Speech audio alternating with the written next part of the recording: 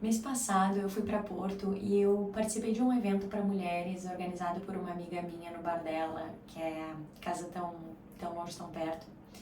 E foi muito legal, porque eu pude compartilhar um pouquinho da minha história como imigrante, como nômade digital, como está sendo esse meu processo de grande mudança. E é engraçado, porque isso também me fez refletir o quanto a gente tem que ter coragem no meio do caminho, mas quantas vezes também a gente tem medo nesse caminho, sabe? Nesse processo.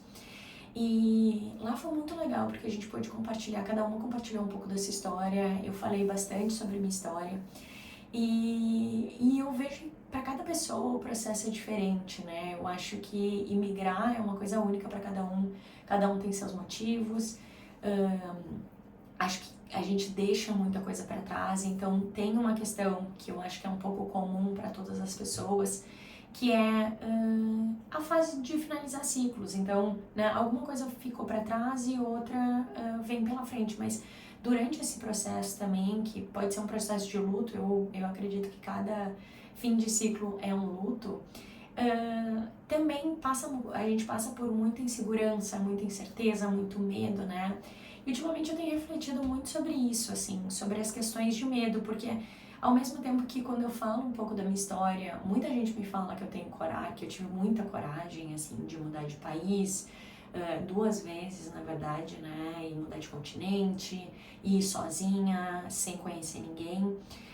Ao mesmo tempo eu tenho momentos que me travam, sabe? Eu acho que agora eu tô numa fase, por exemplo, que eu tenho me questionado muito a questão do meu trabalho.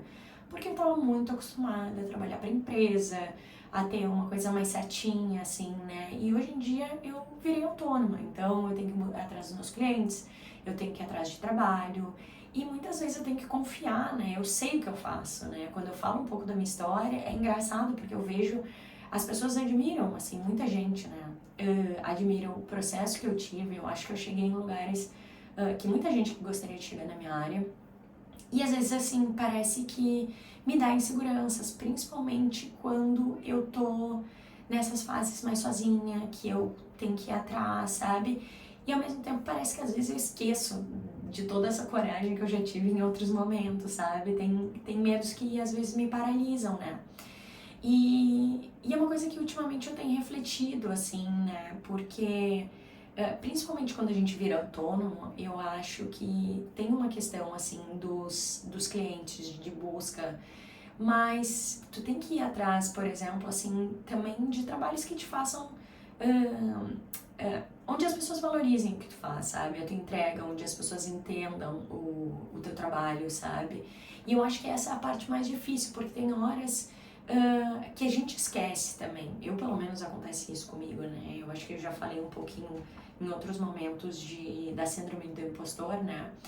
Mas eu acho que tem momentos que essa síndrome do impostor bate e nos trava, né?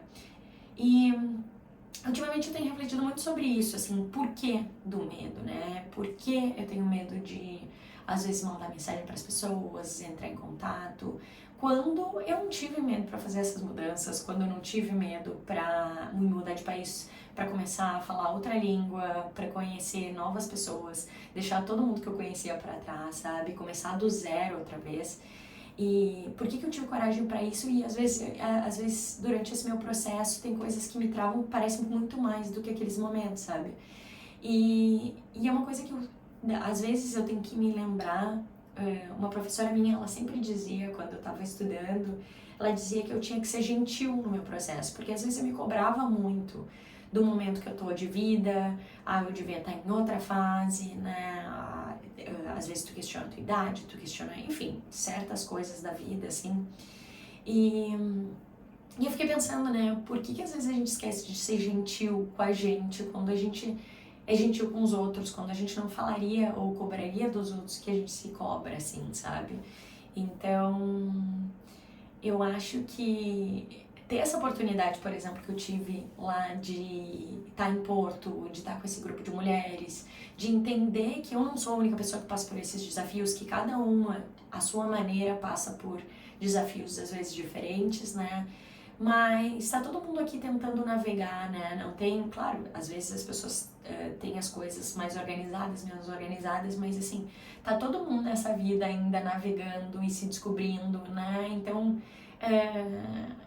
por que não ser gentil, né, às vezes com a gente durante esse processo? Então, isso é só um reminder que a gente tem que ser gentil durante esse processo, porque realmente ele requer coragem. Então, assim, quando não tiver essa coragem ou faltar, dá aquela pausa, assim, né, reflete um pouco, pensa, né, quem são as pessoas que podem me ajudar, pensa nas nossas qualidades. Eu sempre gosto de fazer, eu brinco, assim, de fazer listas. Eu sou uma pessoa que eu adoro escrever, então às vezes eu gosto de fazer listas pra mim, assim, lembrar, tipo, por que eu fiz essas mudanças, né?